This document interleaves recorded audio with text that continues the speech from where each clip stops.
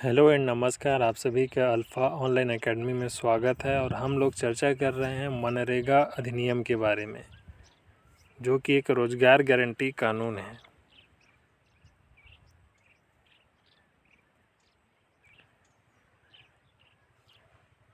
पंचायत एवं ग्रामीण विकास मंत्रालय के अंतर्गत मनरेगा योजना का संचालन किया जाता है, जिसका उद्देश्य ग्रामीण परिवार के अकुशल या अर्धकुशल परिवारों को रोजगार देना है। 25 अगस्त 2005 को यह अधिनियम पारित हुआ, जिसे 7 सितंबर 2005 को प्रकाशित किया गया। 2 फरवरी 2006 में प्रथम चरण में आपका देश के 200 जिलों में इस योजना को लागू किया गया। उस समय छत्तीसगढ़ राज्य से इस योजना में 11 जिले शामिल थे, जिसमें सरगुजा संभाग से कोरिया, सरगुजा, जशपुर, बिलासपुर संभाग से बिलासपुर, रायगढ़, रायपुर संभाग से धमतरी, दुर्ग संभाग से कवर्धा व राजनांदगांव तथा बस्तर संभाग से कांकेर, दंतेवाड़ा व बस्तर शामिल था। द्वितीय चरण 1 अप्रैल आपका 2007 में लागू किया गया, जिसमें देश के 130 जिलों में राज्य से 4 जिले शामिल थे: कोरबा, जांजगीर चांपा, रायपुर और महासमुंद। तीसरे चरण में आपका पूरे देश में 1 अप्रैल 2008 में इस योजना को लागू किया गया और 2 अक्टूबर 2009 में नरेगा का नाम किया गया मनरेगा।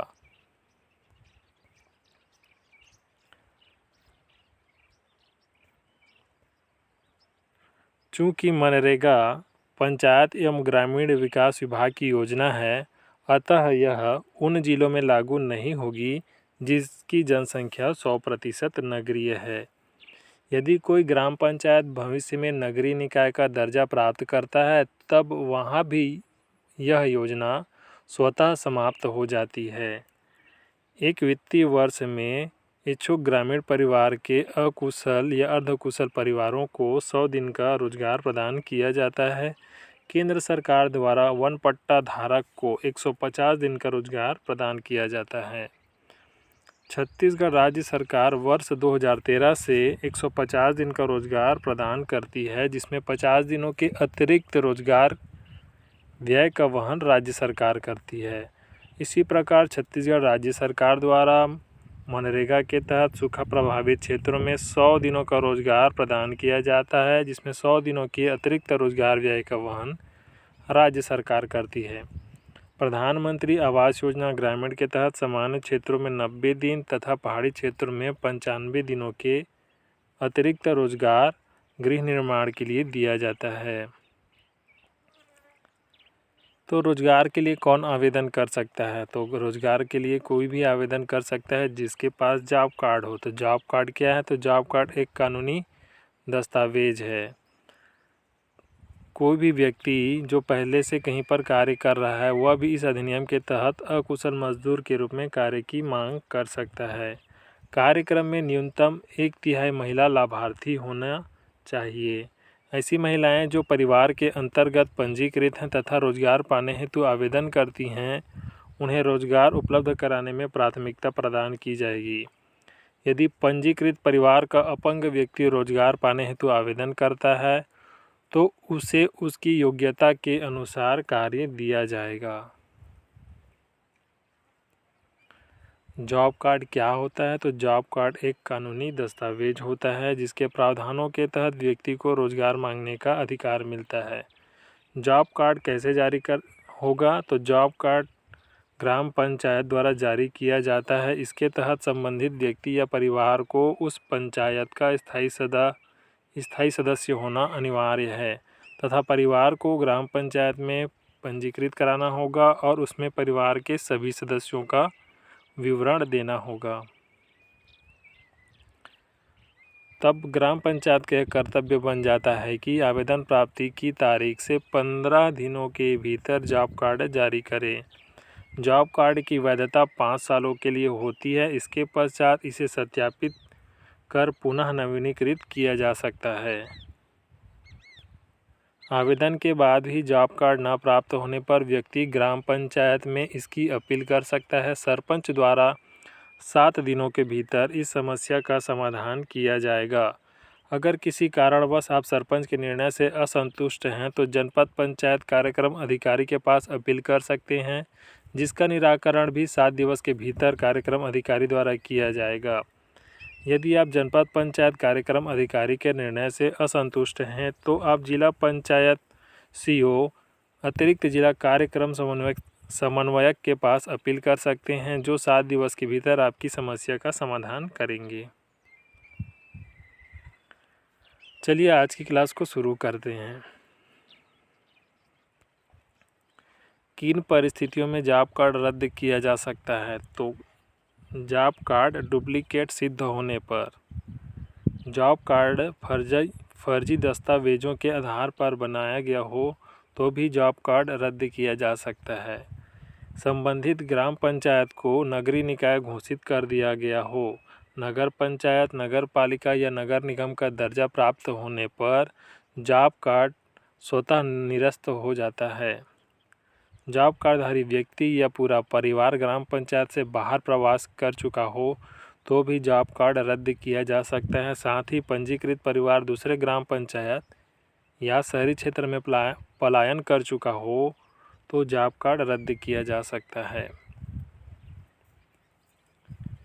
यदि किसी ग्राम पंचायत को नगरीय निकाय घोषित कर दिया गया है तो वहां पर मनरेगा योजना स्वतः समाप्त हो जाती है। साथ ही जो जॉब कार्ड जारी किया गया होता है, संबंधित व्यक्ति या परिवार के लिए उसे स्वतः ही निरस्त मान लिए जाते हैं।